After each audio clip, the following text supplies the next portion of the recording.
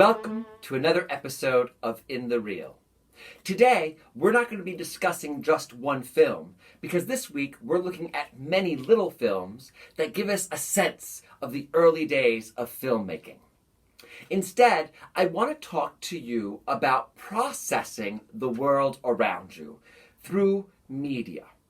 So, trust that this is going to get to film at some point in time rather quickly. I desire news that just gives me the facts.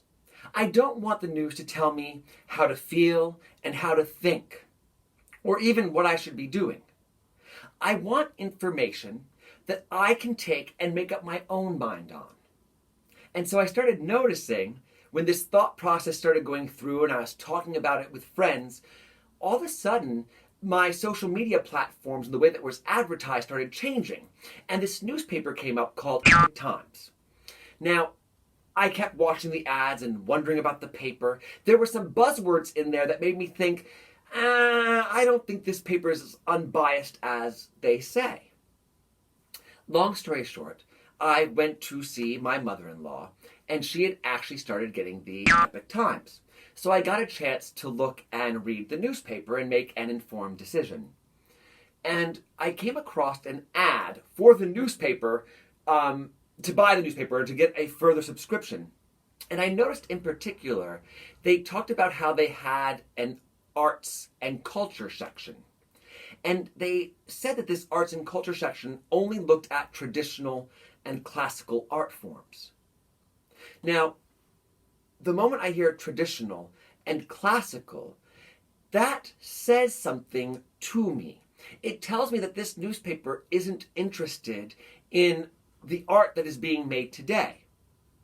And that the art being made today might be too sexual or too graphic, or it's too progressive, or it's too right-wing, it's too something. And so they only report on the traditional and the classical.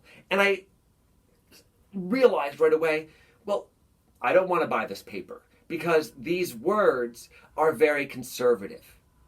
And what I find interesting is the paper doesn't understand that all art in each of its time period was doing something new. It was pushing the boundaries. It was saying things that, of course, the government institutions of that time or the political systems of that time, of course, didn't want these ideas being spread around. But this is what artists do. They look at their time period and they try to make sense of it through their art. And in truth, when you look at Michelangelo's work in the Sistine Chapel and his sculptures, when you look at Donatello's David, when you look at Shakespeare's plays, all of these artists were pushing the boundaries. Shakespeare is absolutely filthy when you look at his humor. I mean, everything is about genitalia, and his light stuff is about farts and burps, right? And I know you're thinking, Shakespeare, no one reads that. But a lot of people think that everyone, or certain groups of people, think that people should be doing Shakespeare because it's safe. But there's nothing safe about Shakespeare. And in truth, there's nothing safe about art itself. We just looked at Kill Bill in our first In the Reel.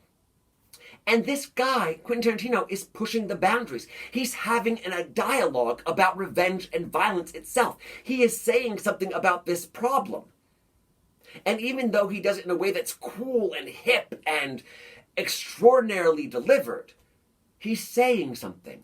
And all artists say something for their time period.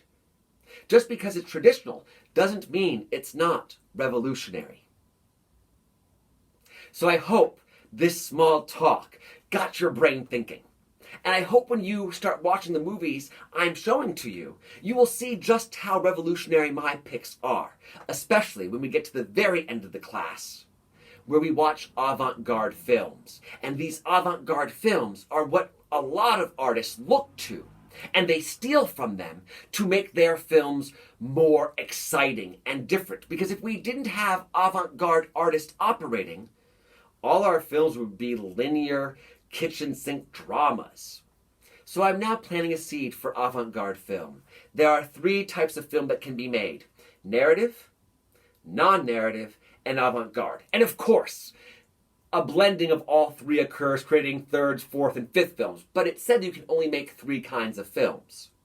So I want you to think about that, and we'll grow that seed later on in the semester. Thank you for spending time with me. I hope I got your brain thinking, because really, assess what is around you. Figure out what people and institutions are trying to do to you. Do not take anything at face value, because even I have biases. And they're probably getting into these little instructional videos and in the reels. I'm trying not to let that happen, but we're human. Biases happen.